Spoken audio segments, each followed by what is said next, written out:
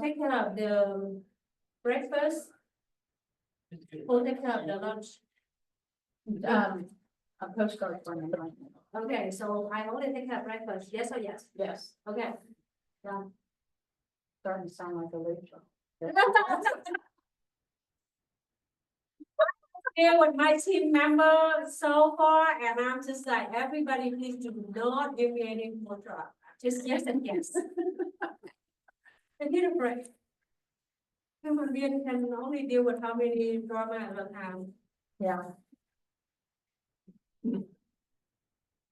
By the way, that drama yesterday, me and Bob, we decided that, since he gonna really listen, like, Monday. Mm-hmm, So I'm gonna really zip tie and don't do any homework for the other one mm-hmm. and act like I'm too busy. I'm not busy, you know?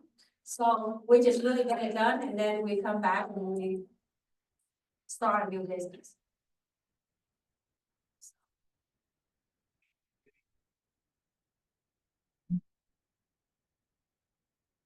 You want me to bring out the agenda for all the guests, right? Yeah. And we need to also collect money at the Door, yeah. So I figured we'll be here by 8:00. yeah, so it means I need to go buy whatever from Costco tonight.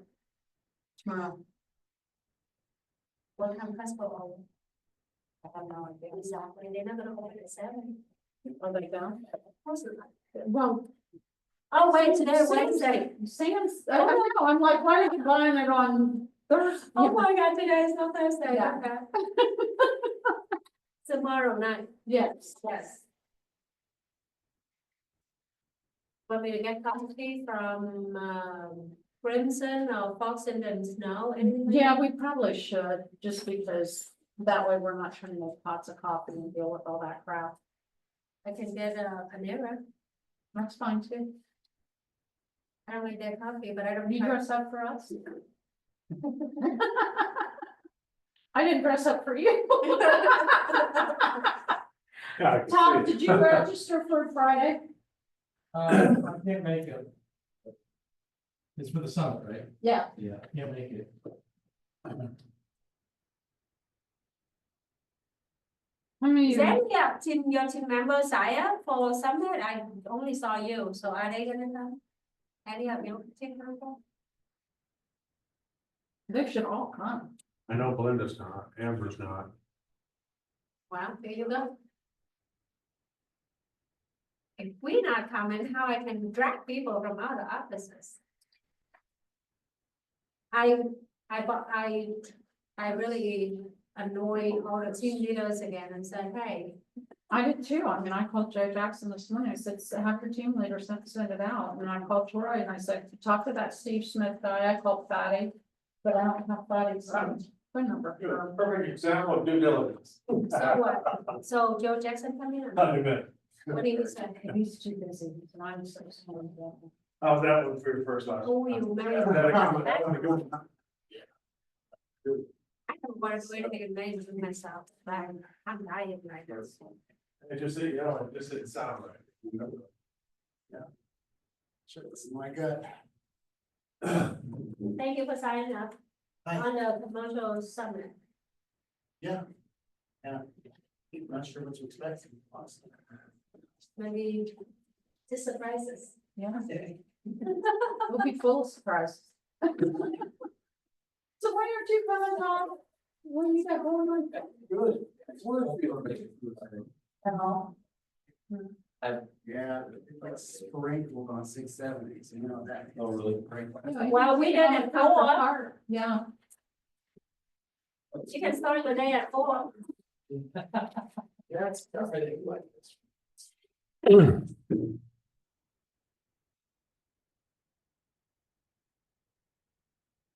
Surprised you don't have more show up, Bob. Because so many agents in our office right now trying to do commercial, like they doing commercial for real. They write some It's a problem. offer. How come you write some offer without coming to the class?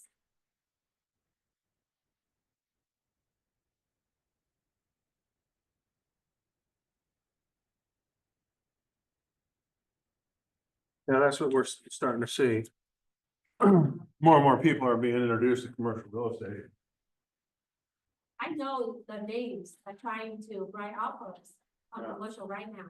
I even know the name, and I expected those names to show up today, and I don't see it. Well, that's why I wanted to put this on, because there were a lot of residential people. I was hoping that more people would be in here. But nonetheless, the idea is to, talk about due diligence, but it's so different for every product that we got. And, we actually got, maybe we could talk about some of your examples of due diligence.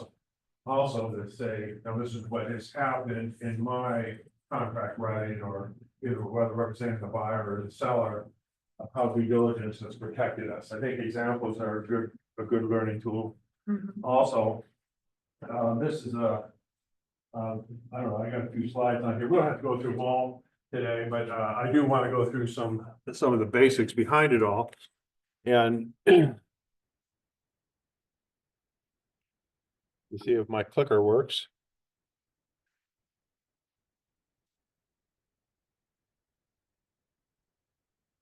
Jeez.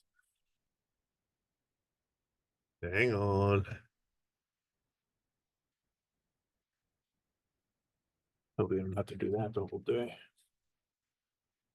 Now, the idea was to talk about some of the important things about in any property that you're investing in.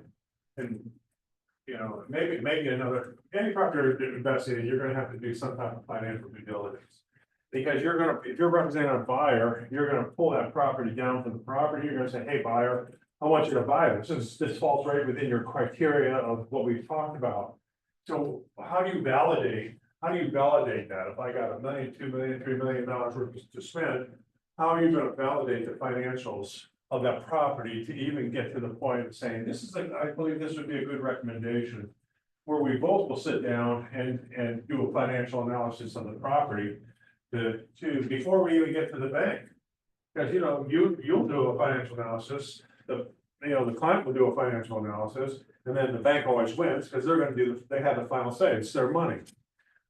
So you have to, if the bank has a different opinion, you better validate your opinion against the bank's opinion, you get that money, and you explain to them why. And sometimes you might be the key answer to that, of your experience that you bring to the table, and say, no, the market is going this way, I believe that we're going to do this. So don't let your experience not be a part of the deal. And when you're talking to your buyer seller clients, or if you have to have that engagement with a lender. Legal's always a part of it. A lot of times, no matter how big or matter how small the property is, I think some of the times the first question out of my mouth is, you have an attorney? Do you have an attorney that you're working with? Because I'm not, right? I mean, I'll be able to do my best, I can play that role on TV, but I'm not an attorney in real life, right? So a lot of times your clients look to you for legal advice, and we more than happy to give it away. But it's not legal advice, and so I would be very careful about that, and that's why this is usually one of the first questions I always ask someone coming or going. We just talked about the physical environment. Does the physical environment and the community that the property is in, is it a declining neighborhood, or is it an improved neighborhood, or is it an improving neighborhood? What is it? And how are you going to bring your experience and knowledge to the table? Market and location analysis, and then risk management and mitigation. Adam, we had a perfect example. Adam came with Jeff, and he said, hey, I got a guy who wants to buy a gas station. Well, he said, or he wanted to buy an auto shop, right? He just wanted to buy an auto shop. And of course, the seller said, those tanks have been removed. Well, I said, Adam, go check with the EPA. Yeah. There was no report. And so at the end of the day, what we did is, what is mitigation? In this particular case, it was having a phase 1 done. And after the phase 1 was done, they found that the tanks were still in the ground. The sellers swore up and down, they weren't in the ground. but phase one reporting says they were underground. So, and and to go back to this is and what Tracy was saying earlier, there's a lot of agents writing, residential agents writing commercial deals that don't know some of these things that are going on. But, you know, look for a small auto shop, if the seller came back and said, you didn't advise me properly, he would have they would probably sue you. And this lawsuit would cost more than the property itself. But that's why I always ask this question here. Who's your attorney? Who's your attorney? Because, you know, we'll write this contract and, you know, if you don't believe me, have your attorney tell you what you need to do. So I want to add that sometimes people feel like the attorney on commercial deal is just, you know, in the residential contract, we also have a term like, you know, you should seek for attorney. 99% of people don't. Yep. I want to flip that and say in commercial, 99% of people have an attorney. So it's not a nice to have, it must have. That's the Yeah. difference. I mean, they need several attorneys.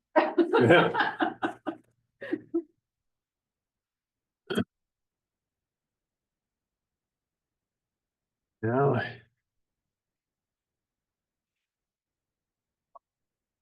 So what is due diligence? What does it sound like? I mean. What Do is your due diligence? homework, Huh? do your homework. Do your homework. Find out as much as you can. Keep asking questions. Yeah, know what to do in your homework too, so. And, you know, you know, when any of us first wrote our first commercial real estate deal, we didn't know any of this stuff. But through our experience and time, Martha knew it, but I didn't. So, but over time, that's why we have these classes, because what we really don't want you to go through our mistakes. We want you to kind of like go fast forward and go to the head of the class. And this is what this is gonna be.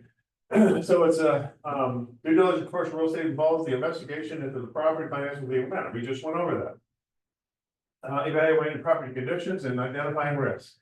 And those are important factors. And so, all of us have sold the house. And what do we always do when we sell a house? We want you to have a home inspection. Right?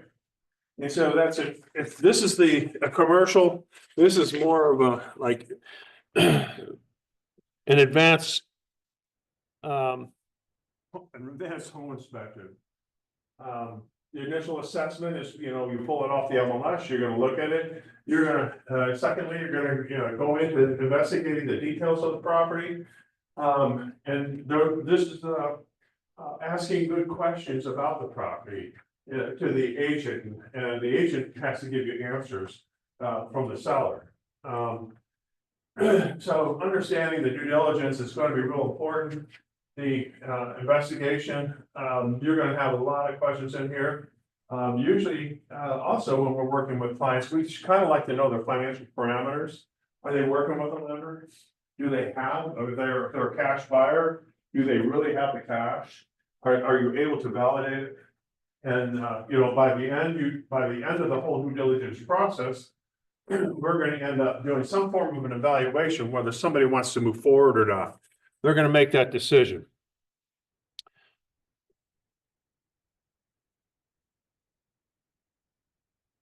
So, this is where we get our information.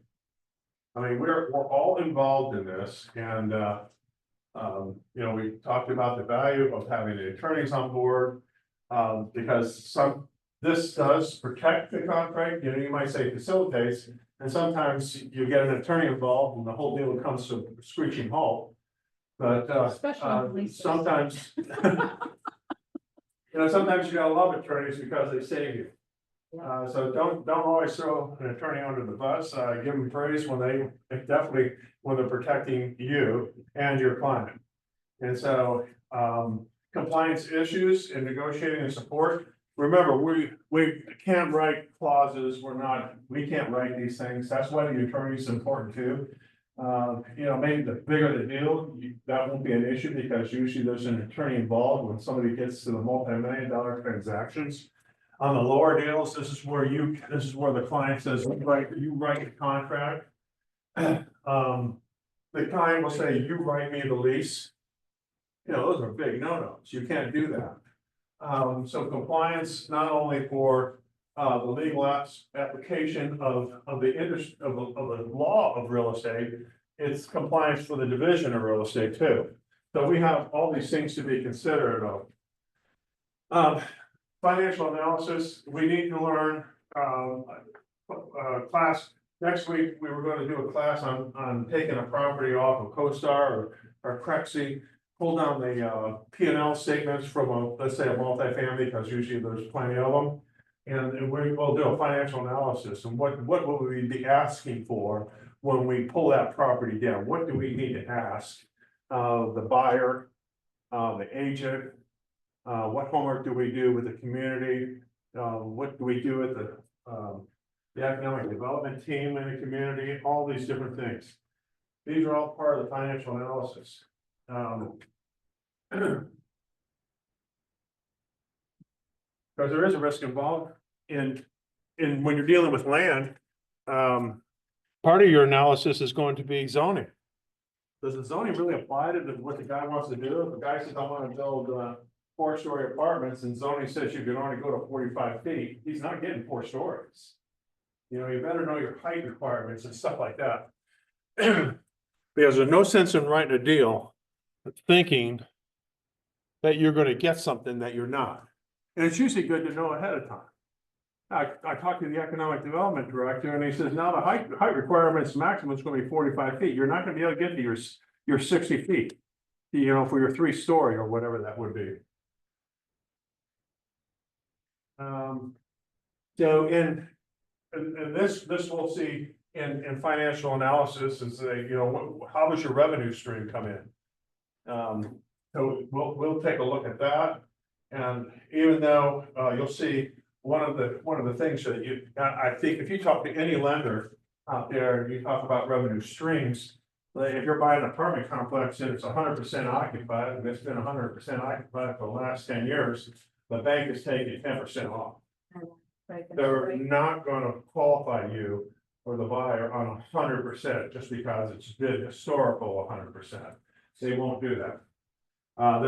Banks have security clauses in their lending requirements.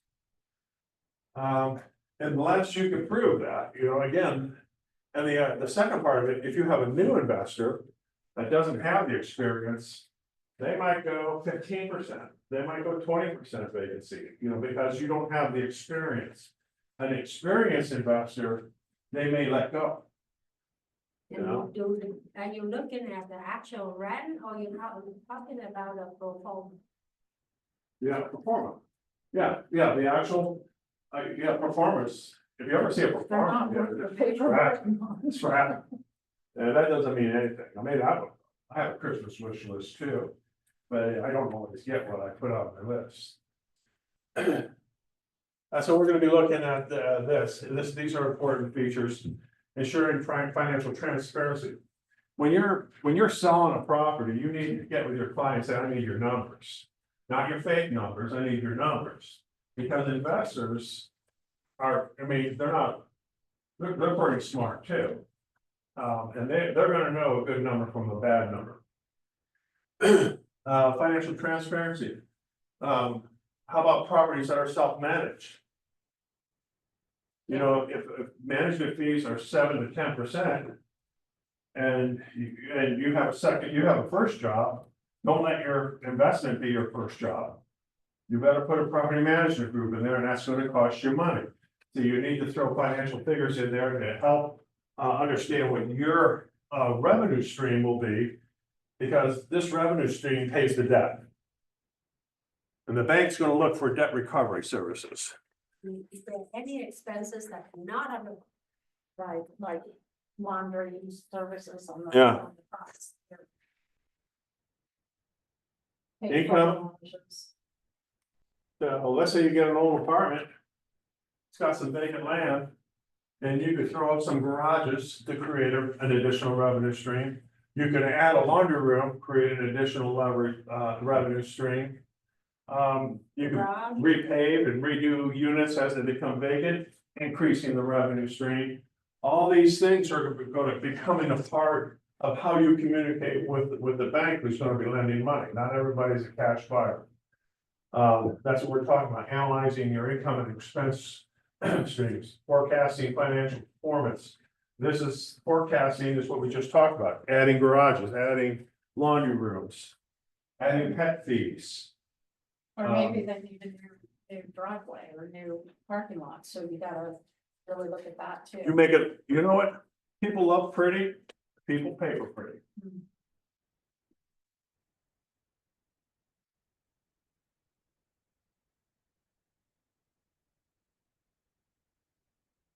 Validating. One of the first deals we were working on, Todd, I think you were helping me on this one. What was that apartment complex? It was down off of, I think, 161. We were looking at the apartments and the apartment owner said, yeah, well, we got, all of our units are pretty good shape. And, so we went around with the client and, we were driving down, I mean, it had to be a couple hundred units. And when we go down, we went down around the corner and there were two buildings completely burned out. And I go, yeah, we're 100% occupied. I go, who's living there? You remember that? Is that the one on Carl Road? Yeah. Yeah. That was around COVID too. So it's, you know, it's important to verify. And this was a good group too. I mean, they had this company come in and they opened every door of that apartment. They photographed and documented every apartment in that complex. It was pretty impressive. So. Adequate financing. Yeah, I mean, you gotta get in early on that to validate it, and it's just not talking to the client, you better have some form of communication with the lender to make sure that there's adequate financing. Oh, and I think the problem with it, the reason why they didn't close, Todd, is because, here's another thing about due diligence, I'm gonna throw this one, this is going off key here. But the reason why this one didn't close is because there was a group of owners, remember, this is a big complex, it's 250 units. And, we got to the closing table. And I think there were like 5 owners, and one owner said, I ain't selling. I ain't selling my share, I don't wanna get out of here. And the deal died. One guy. It was one guy held out. And you know what, you remember you have, Tony Young had one that had 13 people involved. Yeah. And one guy that didn't want to do anything. so when you're talking to people and they're gonna be buying or selling, you know, you have a partnership. I wanna see the LLC. The LLC will tell you who has the rights to buy and sell. Another thing that we do on churches. Oh, Yeah. yeah, the committee. Churches are great because they have hundreds of people who make decisions. Yeah. Is to have a resolution to sell. So you have to get everyone who's important and that makes those decisions, sign a document that is a resolution to sell. You know, because, that will keep things rolling. Who's making the decision of a church? Who's making the decision of that LLC? And we want a resolution to sell these properties because we spent a lot of time on that.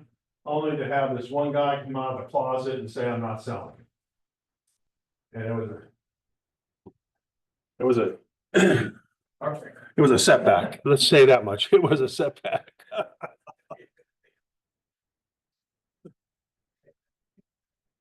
Has anyone ever had that happen? Have you No, ever? I normally really do designated signer Yeah. at closing, so I just have one guy sign and everybody else, you need to really talk to your attorney and get Yeah. the decision, Yeah. but I need one signature. Kyle pulls the cobwebs out of the closet. Preventative claims, you wanna make sure there's nothing, no existing claims or disputes against the properties, those would be some form of a Get it lien to title, title mechanics early. lien. Get it the title early. Yeah. So, like, if you take the listing, you wanna go ahead and have that relationship. Or you should have that relationship with a title company where you can go to your title company and say, I'm listing ABC Main Street, and you do a free title search. You know, just give me something, you know, a pre-title commitment or something that's gonna show you the Schedule A and Schedule B and see what is already a lien on the property.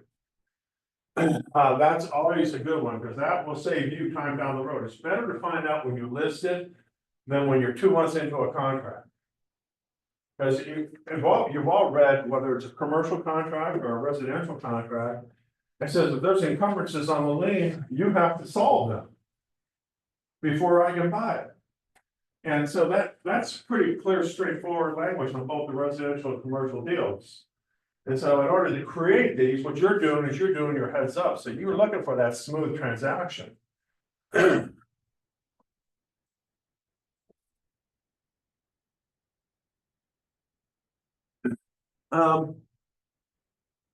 You know, we've all had an opportunity to read a contract and a lease, and we kind of know what's good, bad, and ugly, and we can give an opinion and tell your client, hey, you know, I really don't like the way this is written, I don't think it's beneficial to you. And at the end of the day, you could do some preliminary work. But you need to, know what's in the contract. What, you know, who has the rights to what, if it is a tenant. And I have something to share with you here. What's the landlord responsibility? What's that? The landlord responsibility, because you get a lot of places that say it's a triple net lease, but then it's not a true triple net lease because the landlord's still responsible for the parking lot and the building and the roof. Who do the work? Yeah. And so what they have to validate that, and you'll see this in most cases, is what is called an estoppel. An estoppel document is you go to each of the tenants and say, Martha, you're paying this much money in rent, are you paying triple net, you're paying taxes, insurance and everything? And Martha's gonna go, I don't pay taxes, no, I don't do that, I don't do that. Well, then it goes back to the financial analysis, that just throws the numbers off the table. So you have to do that. Now, when I say you, usually that's between attorney to attorney. It's not I want you to understand, it's not your responsibility to do that. No. You don't have the legal rights to do that. And probably someone would say, who the hell are you? Get out of my office. But an attorney to an attorney has to do that. So if you're working on these properties and they're saying they have this stream of income and it is a triple net lease, you need to validate that and at least consult your client. You need to create an estoppel agreement with each of these tenants and get the two attorneys to work that out. Tenants have rights. How long are those leases? Oh, the leases expires at the end of the month, and Yeah, they're gonna right. tell you the end of the month next year. Renewal, what is it, option to renew? Yeah, the options to renew. It might expire, but I have my rights to exercise my options. So these are important things. One of the things, One of the things that I didn't know, and was Tracy ran into, was that if they want to exercise their option, and you as a landlord cannot disallow It's an Because it- option, but it's not. that. It's not an option for you. Yeah. now. Understand, I mean, you should be able to do that. It just like on a financial, you could do your own financial analysis, share it with your client, he'll do his. You could do an analysis of how the contract is written. I looked at what ABCD leases. This one started here, this one's got this much deposit, this one expires here, this one has options to renew. And you could do an Excel spreadsheet, so you could sit down with your client and say, hey, this is what it looks like. When you do that with your clients look at you and say, you know what, you just saved me like 10 hours of work. Lease Yeah. abstract. And they're gonna look at you as a real asset, and they're gonna come back to you. Because they know that this is how you perform. So these are real important keys right here. On taking a look at these contracts.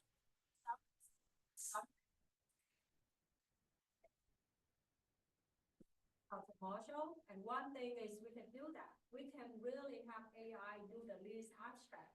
Tell me the summary of this lease abstract, and then boom, you have it to the client. Oh, you have to verify it. I actually was on, not to get sidetracked, but I was actually on one of the KW regional calls for Southern California. So I know we have the Midwest one that So sometimes I go to the other regions to see what's happening. And they have a whole discussion on the different AI platforms, so I copied them all. And, I'll share them with everybody. Yeah, that- But, this is real important. AI has come a long way. If you hate to read, AI loves to read. And they will be able to do, you know, I guess it depends on what program you have too. You could have paid for AI, or you can have the public AI.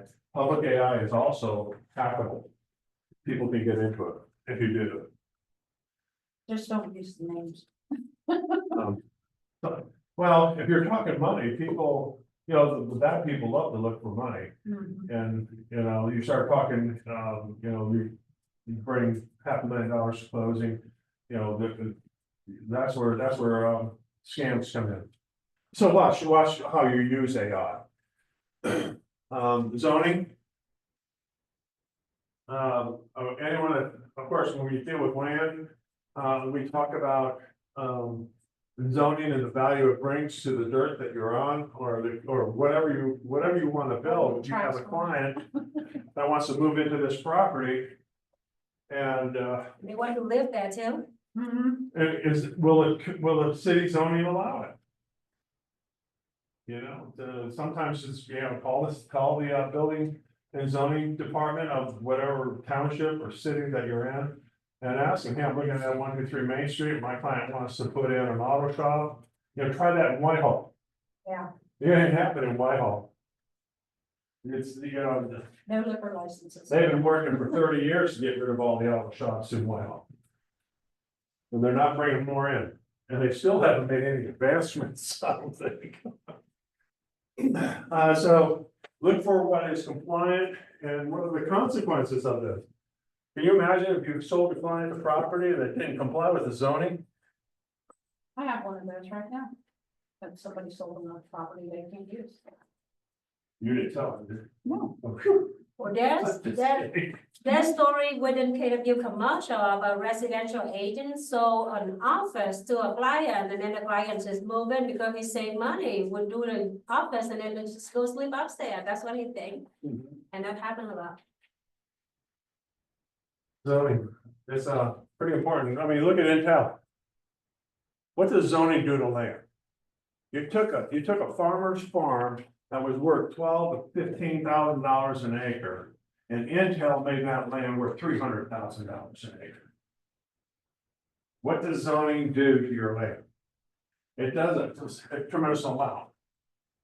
You know, it depends on what you build on it too. You have to study the zoning. Just because Intel, you know, values around the park and the data centers around Intel might be, you know, the 300 range of per acre over there, doesn't mean the land over north of Green Chapel is 300,000 an acre, because the zoning says you can't do the same thing there that they did over here.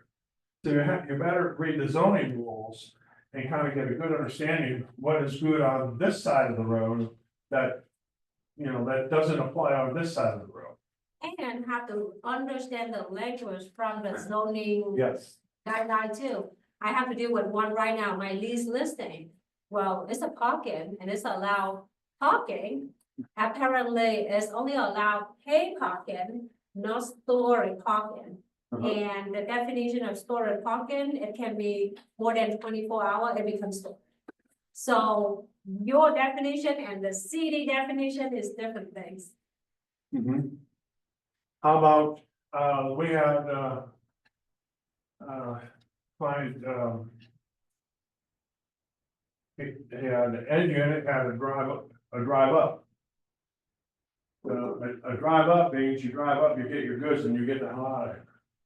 A drive through means you can drive up and come over here and park until you get your stuff.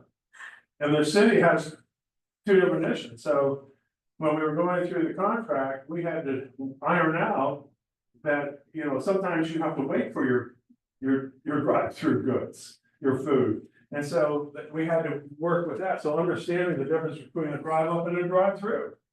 It's insane. These are the important things of zoning. And, you know, you could spend months and years studying some community zoning laws and never get it. But, you know, that's why we have that attorney thing. Your attorney needs to, you need to hire an attorney that's familiar with this. Because you should not bear the burden on that, but you can at least consult them that this is what you need to do. And then, got traffic studies too, Ah, traffic studies. oh, well, good. I was working with, one guy. He had to do 2 traffic studies? Yeah, and then. The city made him do Then 2 they were traffic gonna studies. pay for a light. They can kind of make, Yeah. pay for all the improvements that. You have to move I on. had that on 42 in Jerome, they wanted us to put in the light, they wanted us to put in the turn lane, they wanted us to put a deceleration lane. Yeah. And then they wanted us 750 feet from the corner, which was lanes we didn't know. Oh, So I'm about to list on High Street, same thing. We have to move the light pole and then do the whole thing, make it ready. Yeah, so. So, I mean, yeah, we had like 20 grand of traffic study.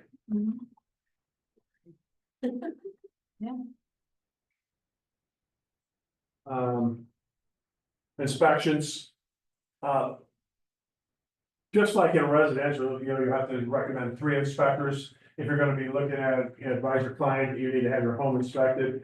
You should have some commercial advisors, commercial inspectors, people who understand engineering in your database as the go-to people when you're going through this inspection.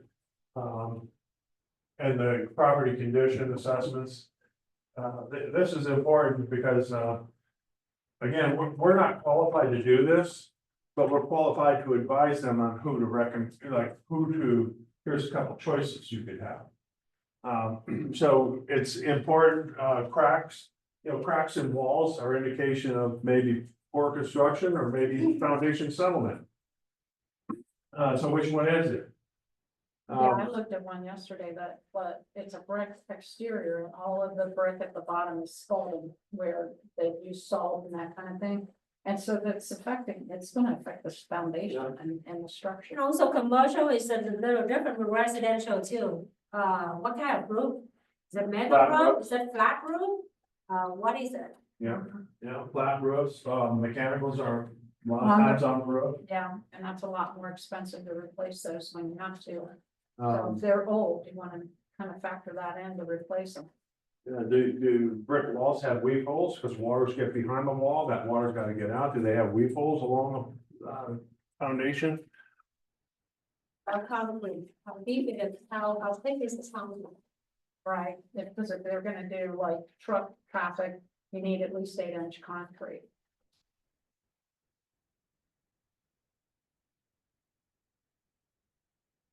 I mean, different, you know, there's a phase 1, phase 2 studies, the impact of a property. You know, if there are issues, I mean, you really want to know about them. This is important as much as to purchasing as it is to leasing. We have a warehouse out in Lancaster, it's a couple 100,000 square feet, and we got a new tenant in there, and we were real happy. Well, the new tenant's storing lithium batteries. Well, okay, we have all safety, they have their, you know, they have 24-hour surveillance and people in there checking it all the time. And one of the things that we did check on was insurance. The insurance company came up for renewal and said, well, who's your tenant? Well, it's this company here, and where they start, they have lithium batteries. They go, what? And they said, well, your insurance will expire and terminate at the end of its term. You need to figure it out. So fortunately, when we put the lease together, in the lease, we had a full-page insurance definition that in the event that the tenant obstruct or change the valuation of the insurance required for the building, that the tenant would be responsible for. The tenant's share of responsibility ended up being $20,000 additional a month to cover the lithium, the insurance to have storage for lithium batteries. So you represent the landlord? Yeah. Well, and Unfortunately, we had an attorney draw all the lease up and did that, but we checked everything.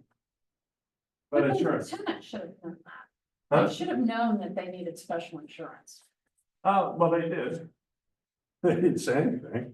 They wait for that to They're happen, fine, yeah. if not, that's fine. Why would they, right? I mean, this wasn't their first year in business. They've been in business for a long time. so. Yeah. All right. What else do I need to cover here? But, so it's important on leasing too. So, just remember that if you're looking at your client, your owner's lease and it doesn't have insurance. And, maybe go back to them and say, let me tell you a story I heard. People love stories and they take it to heart, different than you telling me something. But tell them the story about that if we didn't have language in the lease that said if you alter something that is the basis foundation of our lease, that you have to pay the difference. Have some type of language in it, I did that, and that would be good. To protect you and these conversations are simple. And your clients love this. They love to know that you're watching out for them. Building codes. You want to stick close to building codes, you don't want to violate them. Building codes are different everywhere. And this, of course, we should all know. Now, this is the big thing about people doing residential agents doing commercial work. Is market trends and demographics. Can you find this in the MLS? No. Where do you find it? You can get it in RPR. Yeah, RPR, that would be a source. We all have access to the NAR's RPR platform. That's true. The next best thing might be CREPC, the COSI platform.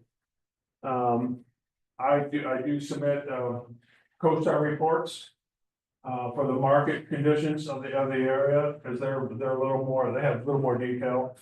Sometimes too broad, but nonetheless. So understanding the market and the demographics. If you're working in a luxury product line and you're down in the Linden area, you think that's a good location to relocate. So, what product line are you working in so that the demographics will support the tenant base to pay your rent? So you want to have those conversations and talk about that. We were doing the bridal shop thing and they wanted an up and coming area. They didn't want it all fancy. They wanted an up and coming area. what is up and coming area? Not quite fully developed, it's like. Yeah. Cheap, They that's what they're want an saying. area in its adolescence, not in its maturity. Yeah. My brother, Isn't did that what they, something like that, Yeah, so. you go to Hilltop? no, actually, they found a place on North Fork. Yeah. So investment decisions, Ah, sorry. there's a lot of growth in our community, so. We are an up and coming. So your property analysis, price strategies and occupancy rates. It applies both to leasing and sales. If you're buying a building to lease, that's different. But if you have a building and you want to lease it out, and you're looking for tenants, what is the building's occupancy rate? If you have a whole city block or two that's vacant, does that show progressive growth? Does that show support that you could pay 18 to 20 bucks a square foot to move into a place when you have low occupancy rates in the community? Pricing strategies affect that.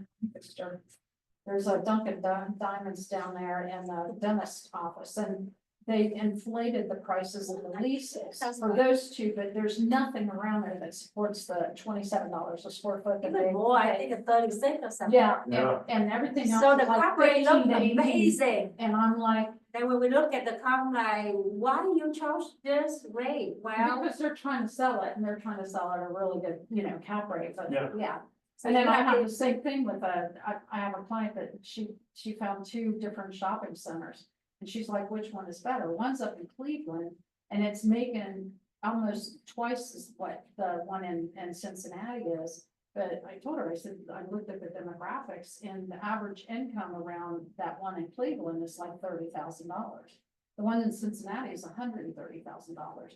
And while that one is not triple net yet, as it comes, you have an opportunity to grow it. In the Cleveland one, I mean, it was like in an industrial area. I'm like, Well, that's also affect lending too, because some lender, they do not want to loan in the area with very small population. or declining. And, So, you see all these variables in there? You know, the client's opinion, the demographics of the area, the community, the banks, all these people are gonna have an opinion. You know what the opinions are worth, but Oh, somebody's making a decision here. I need to hear an opinion from the bank, they have money. yeah, that's whose opinion matters most. Besides the client. Does Um, tenants agree on? Freeway accessibility, a lot of your warehouse communities wanna make sure that they get those trucks on and off the freeway pretty quick, they don't wanna have to drive through. Okay, I'm sorry. So they are Yeah, they're also. looking at that. Oh, okay, there we go. You know, if I have to drive 30 minutes once I get off the freeway to get to my shop, that's probably not positive. You know. Tenant appeal, customer appeal, you know, Is that for the tenant or is that a mom and pop tenant? Yeah, and that matters a lot too, when you're trying to look at like shopping centers, whether you have national tenants, regional tenants, or all mom and pops, because they don't like all mom and pops.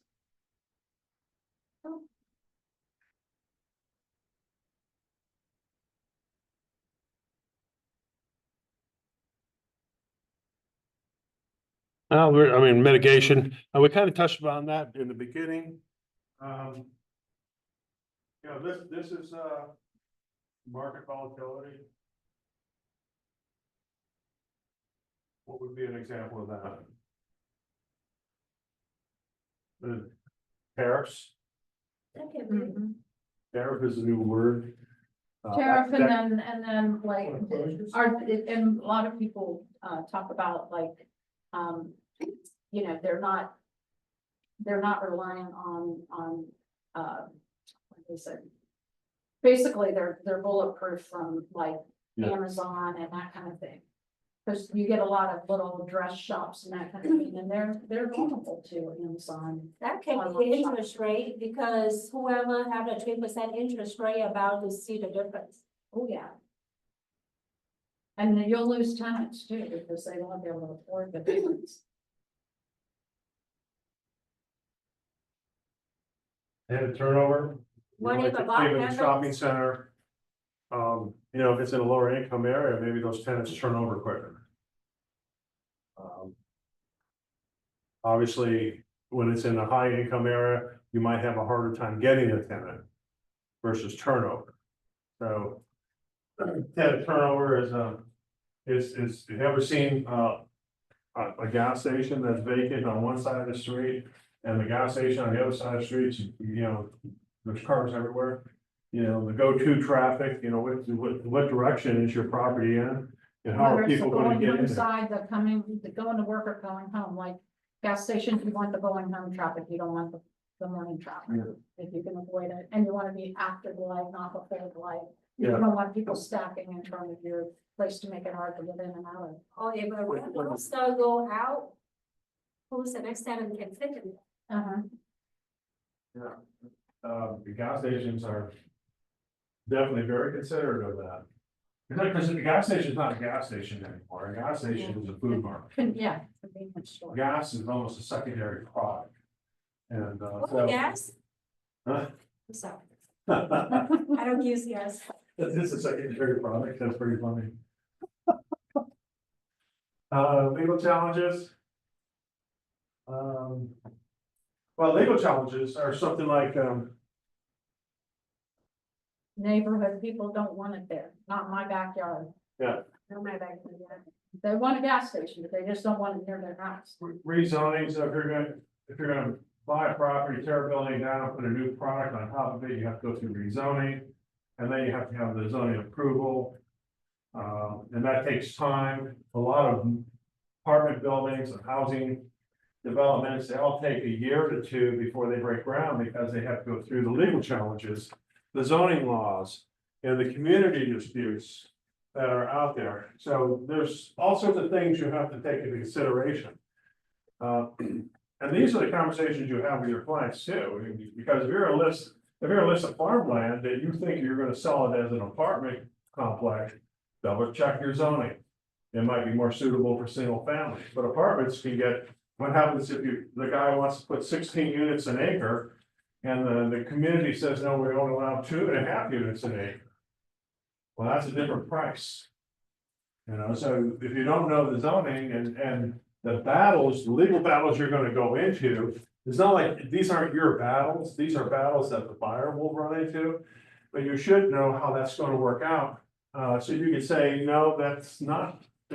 I believe that the pricing of this property should be based upon the current community zoning guidelines. You're not gonna be able to get that much money for your property.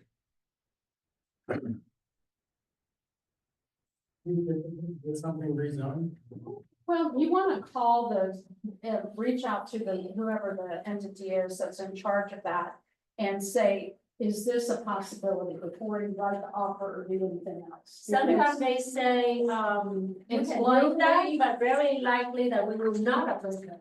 Then where you Or sometimes they'll say, you know, that's probably gonna be something that they'll support, but you're gonna have to get the community behind it. So, you know. Because when you rezone, they have to send letters to any adjoining properties, and they all have to say, and that's what. And so that's when you get into the amendment stuff, you know. wanna go to go rezone meeting sometime and see how people behave. Yeah, The city of Columbus with that McNaughton apartment complex, I don't think they built that yet. Which one? McNaughton, when we were sitting down there, Yeah. you had the other land, Yeah. and they also had the McNaughton. Yeah. meeting, and they wouldn't And all the let you build neighbors. for apartments because, yeah. Still sitting there and developed, I think. Mhm. You took out the houses, but. So understanding all these points, it leads to this, you know, are you developing a mitigation strategy? Are you a problem solver? That's what we're talking about here. I mean, we're really good. I think our whole industry, or the majority of our industry is really good that when a problem comes up, we can figure out how to solve it. Or we can mastermind, we communicate back and forth to the different players. And we can figure out how to mitigate the problem, how you solve the problem. But just like in the previous slide, if I'm going to the community and saying, you know, what is my target mitigation strategy? Like, who is the buyer of my property? And if it's not, definitely not apartment, if it's only 2.5 units an acres, definitely not an apartment building. You know, so, or what happens if it's they have old zoning rules that says, no, you want a house for 5 acres. Wow, that changes the rules, that changes the game right away, pricing wise. You know, that your homeowner, your property owner is gonna say, well, that farm down the street sold for 50 an acre, and you're telling me my land's only worth 18? Well, it might be different zoning. You know, so what does that mean? So these are your proactive measures, and if anyone that's in our industry, and you start working in no matter what community you're in, all of us have called some zoning department, some building department, some trustee, somebody who's sitting behind the desk of that jurisdiction, so we can get some guidance on where to go. We get some land, I'm gonna say, you know, where do you see this being developed? Nowadays, the communities have now invested money into what they call future development plans, overlays, you know, so if it's a farm today, I can see this being a housing complex, you know, when somebody buys it, when the utilities get there, blah, blah, blah. So you want to identify what's going on in the area. Identify risks. Does your property have water on it? Like you have a pond on it? Is it wetland? What is it? Developers, if they have an acre or two of wetland and they're gonna redevelop it, they have to replace that. I think it's a 2-to-1 ratio. If you have 2 acres of wetland, you have to go create a wetland someplace else with 4 acres. Because you gotta go find more land. I have a good example of this. Is it a 2-to-1 ratio, I think? I don't know, but I know, I listed this land and I based it on the industrial, Yeah. you know, it's zone industrial and it backs up to 270, right at 33 and 270 over in Obeds. So I went ahead and priced it according to other land that I already sold on the west side of town, kind of same thing. Well, then I called the zoning. And she's like, oh yeah, it's industrial, but it's restricted industrial. So no trucks, no car washes, no, I mean, everything that you think of as industrial, none of that can go there. And it has wetlands and it has topography. That issues. subway? Mhm. That's It the has- Hill's property. It has, yeah, the land in back, but we do have an That's- yeah. easement that goes through the parking lot. Oh. Yeah, so. You see, now that's a good example, because you have to get off the road to come back into the property, It's a and that's, puzzle site. yeah. I mean, it was So, but another layer is not only zoning, but also, so the, Green Point. So it's more of like industrial park, and then they have the local ordinance just for that little pocket, and they say you cannot do this, this and that. And so that is a space where people, a lot of small contractors were not, but you cannot do corporate building. It contracted in that little pocket Oh. because they worry about whatever Chemicals. chemical. And so you have to really see how many layers of like affect this little area. mhm, And so it's good to find all these things out way. So being proactive, Yeah. being proactive shows your professionalism, shows your commitment to your client, to your practice. And build a team of good attorney and CBA and Yeah. whatever, so before you really even write anything or sign anything, talk to them first. So here. So there's my insurance story, I already told it.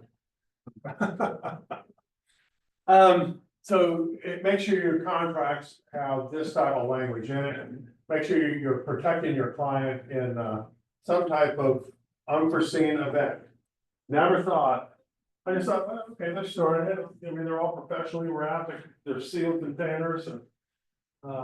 Didn't think anything of it, but the insurance company sure did. And when They have a told us that we lot of can't layers sing- now. Huh? They have a lot of layers now, even though Yeah. standard, but then they say, oh, well, this is the excavating business. There's more risk, so they will want to add this and this and Yes. that. Yeah. So they can add anything nowadays. So, Ion batteries are. understand the liability. You can't put out that fire. Yeah. So. The idea is to be aware. Well, one We thing, covered a lot of topics, a lot of professions, and these are the people we need in our database. Not that we are going to be the. We have to maybe identify the direction that the client might run into, but it's not our duty. To solve it, like, I can't tell you, you have to do a phase 1 on the property. I can highly recommend it, but if you don't do one, you're gonna sign a release. All right? Same thing on anything, I'll just buy the damn property, but if you're not gonna do an inspection, just like in the residential market. If you say you don't wanna do an inspection on a commercial property, I want a release. I don't want them to come back to me and say, you never advised me. I have a document to share with you guys, I think it's on the printer. there's a backstory on a land that were listed, that were purchased by a buyer through a residential agent, and of course, they didn't do any DD. And then they turn around and listen again 2 years later, and turn out they have 4 EPA problem, they have 4 of wetland problem, they 4 of so many things, they Yeah. cannot sell the property. And the seller stuck with it.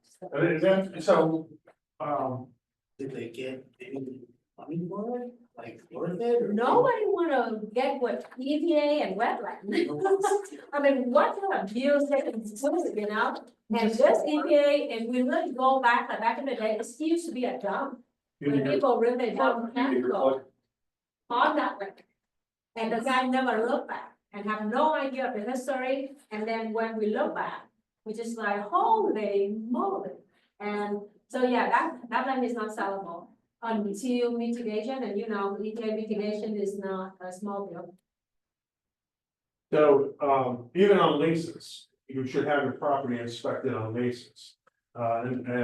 This could be amended, I need to correct it, and you, I'm sure we'll put it in the commercial documents in our download.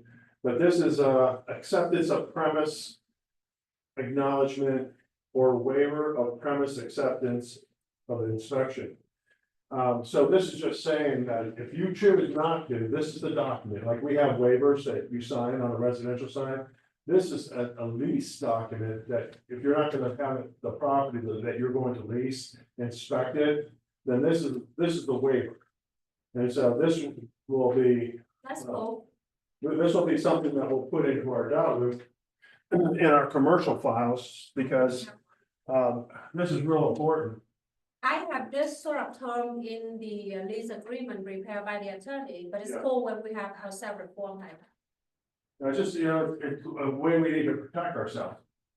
Like my business coach, he's a KW guy, Mark Hughes out of California. He's also, he's been in the business longer than all of us, and he has been hired,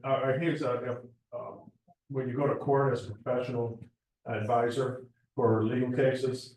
And this is the document they shared with me. It says, if you're doing this stuff, you need to have this, because I'm sitting in a legal case right now in the courts. And the agent never suggested to get the lease inspected. And there ended up being problems inside the building. And now he's in a lease, and so now they're suing the broker. Because the agent didn't advise him, nor did he get a waiver to do this. So he sent this over to me, so I thought I would share it with you, because the last thing you wanna do is have somebody, if you hired me to go to court and they're gonna say, Margaret, should it be required? I'm gonna say, well, I have to tell you the truth, it actually is required. You should have a release, some type of release. It may not be required, but it's a due diligence on how to protect yourselves. So, I wanted to share that today with this class, because I thought it was important. You want a risk management for not only your client, but yourself. And the broker. When we have legal cases, our E&O costs go up, and the E&O cost goes up for the company. So we try to, our legal cases are, so far, we're pretty winning. Our agents are doing the right thing, they're keeping their documents, they're advising, they're doing the right thing. And so the legal cases that I've had to address here between the division or the professional standards and Ohio Realtors, we've been pretty good at it. We might have missed a document here or there, but 99% of the time, we have a pretty solid foundation to support that our agent didn't do anything wrong. Want But to it's- talk about like specialty too, because if you really want to get to commercial, you gotta focus, because I don't want to do a gas station. Me neither anymore. So if anybody calls me about gas station, I'm like, oh my God, I don't care. I've done lots. Yes. So you need to know what you're doing, because commercial is just not commercial, it's not one word, there's so many little different things. So you recommend inspections on office space? Well, you have a lease document. And once you get inside, it depends, does the lease document say, when we're in here, like this is a pretty strong triple net lease, and like the lights go out, we call the property manager. Like, we're not climbing up there to fix the lights, if the air conditioner is not balanced, we call the property manager. So, do I need to have this property inspected? No, because the lease says the property management, we're paying for it already. We're gonna have everything taken care of by the landlord. You know, what we have to do is we have to clean the carpet. And, we have to do our artwork. You know, that's about it, but in a solid, in a true triple net lease. We are paying for everything. Everything. The The snow removal, hallway, the elevators, the plants Yeah, in the yeah. lobby, all of it. all that. So in a situation where the tenant is responsible for selling the building, then have inspection. Then recommend. Sometimes, well, this is, I usually recommend an inspection period because a lot of times, even if it's a triple net, the last tenant may have moved out. Knowing that there was something wrong with the air conditioner or the heater didn't work in the warehouse or whatever it is. I have a client like that in Grove City that she rented her own little storefront in a strip mall on Stringtown Road. And, her AC/furnace is 15 years old. Every single other shop is brand new. The landlord's like, yeah, Yeah, and that's, Well- and then it's really expensive too, because it's probably on the roof. Yeah. And, big guy. you know, that's something that she should have gotten an inspection for, and she could have said, you know, I'm not moving in here until this is replaced. You know, and people think because it's triple net that all that stuff is taken care of. I mean, I had a 7-Eleven that lived out on East Main Street. And the ceiling leaked like I said. They just patched it when they left. I mean, it wasn't 3 months and it was leaking everywhere. in, the lease agreement, we just revised the whole lease, because the leases were coming up for renewal, and we told the tenants that these leases were so old, and they had so many holes in them, that we told them that we're going to rewrite the leases. And so in the lease now, it says, by the way, you're responsible for the air conditioner. You need to show me that you have an HVAC contractor that's looking at the AC at least twice a year. And you give me the invoices when you do it. One of the other things. It's a true, you know, it's not a true triple net, but we, you know, but there's multiple properties on the site. So, but that's one of the things, but the reason why we did that is because we put new air conditioners, the owners put new air conditioners on the roof. Yeah. And so they're brand new. Now, I replaced them. You should maintain them. Yeah, so one of the things that I do when I'm representing the tenant. Is if the air conditioner is more than 10 years old. We'll cover the first $1,000 or $1,500.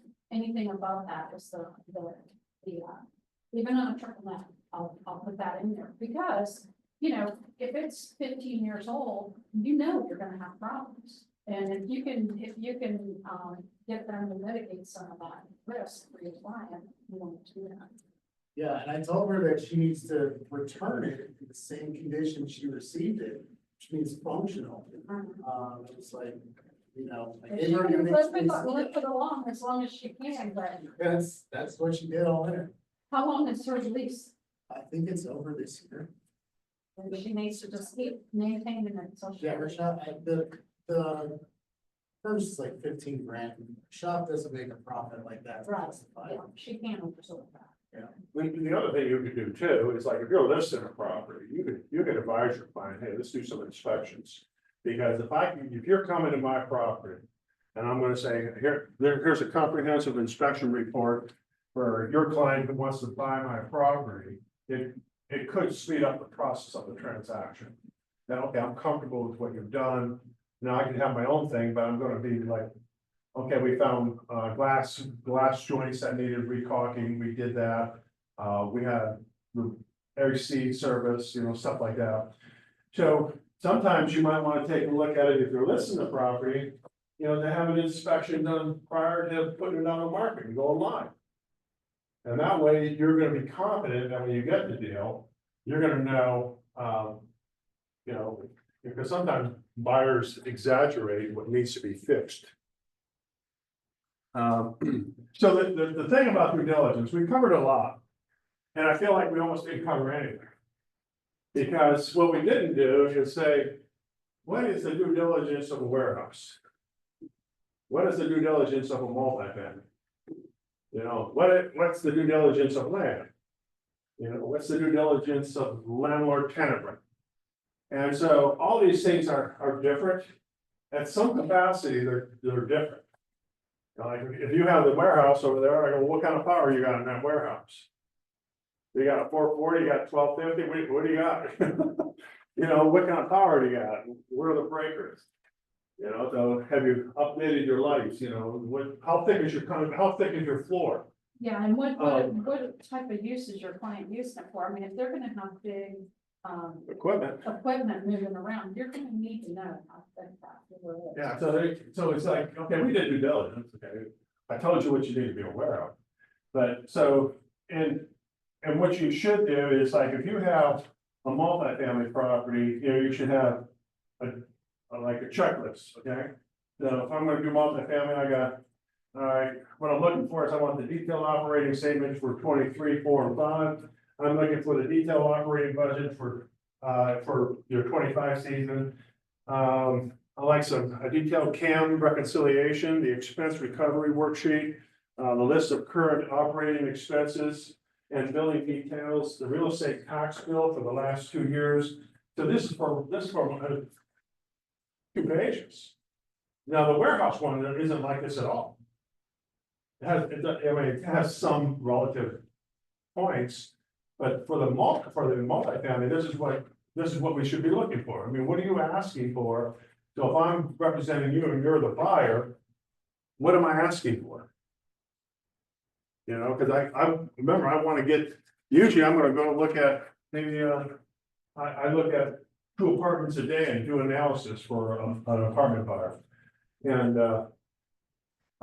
this is the information I need. And sometimes they'll say you have to sign a confidentiality agreement, which is acceptable, you know, you're not spreading the gospel on somebody else's financial statements, but. Another one that you need to watch out for, which I found in the building that I have now, is, it's commercial, it's industrial. But the second floor does not have a lot of load bearing. You can't put like, because there was a gym there and you wanted to move some of the equipment upstairs, and the architect's like, no, there's no way, because if they've got 500 pounds concentrated in one area, that's gonna be a problem. So That's a problem. that's something that I didn't really think about prior to that, but luckily, you know, we talked to the architect about it and he said, no, absolutely not, it's not hooking up, it can't support that. So there's, so I mean, it's an important topic. Yeah, but it's a developing topic. So and that's why in commercial real estate, we're going, you know, like what specialty field do you work in? You hear that a lot. What's your specialty? Yeah. Well, I'm a commercial realtor. Well, what's your specialty? Well, I'm a commercial realtor. What are you supposed to tell me about that? Well, like today, I just had a call with our news because I'm doing an office. And they keep adding in a discount rate for the landlord. And I'm like, and when I started looking into that, it's like this long, complicated analysis. Now, it's already in here and in there, but I need to be able to explain it. Yeah. And that was what that call was. I went out in the hallway because I'm like, the hell's the discount rate? I mean, you know, because it gives you the net present value now and what the net present value is at the end of that term. And so you need, you know, before you start sending stuff to people, you need to be able to. Yeah, so hopefully this will open your eyes, kind of, okay, where do I go next? If I'm working in like, you could be a generalist. But usually a journalist will have a ceiling capacity. I'm saying, if you were a journalist in a multifamily, I'm gonna say you're probably capable of 20, maybe maximum 50 units. Because you don't have the tools, you don't have the research team, you don't have the finance team. You start pushing 50 to 100 to 200 units, you need staff, you need people. And so if you say, hey, I got a 200 apartment unit, I know you're not qualified for it. I know I'm not qualified for it. I will find some, I got some apartment people in Cincinnati that will do it. You call people and you team up with them, or I mean, don't be afraid to share. I mean, there's enough to go around. You know, if you don't know, it's better to go to school with somebody than it is to try and wing it. There's just too many pitfalls. So, You and know, then, if you wanna be a specialist, then take the classes. If you wanna be a specialist in financing, go to CCIM and take 101, Mhm. take the 101, 102, 3 class. I mean, just take the series of classes over there. I did 101 and 102. I did 102, but 101 was very informative. You know, the time value of money, that, all of that stuff, it's really important. And I would suggest if you're gonna take the classes, leave the state or leave the city. That's what I'm gonna do, because it's too easy to get distracted when you're at home or, you know, clients are calling you or whatever. And I mean, and you get, it's intense, it's 8 hours a day and then you have home. So, So if you are a member of KW Commercial, you do get a discount on the CTIM membership. really, Or, and you could be part of the Ohio chapter.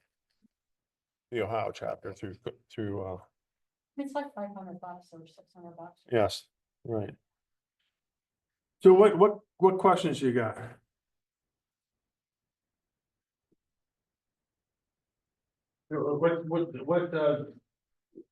What do you have for, a story for due diligence that save your derriere?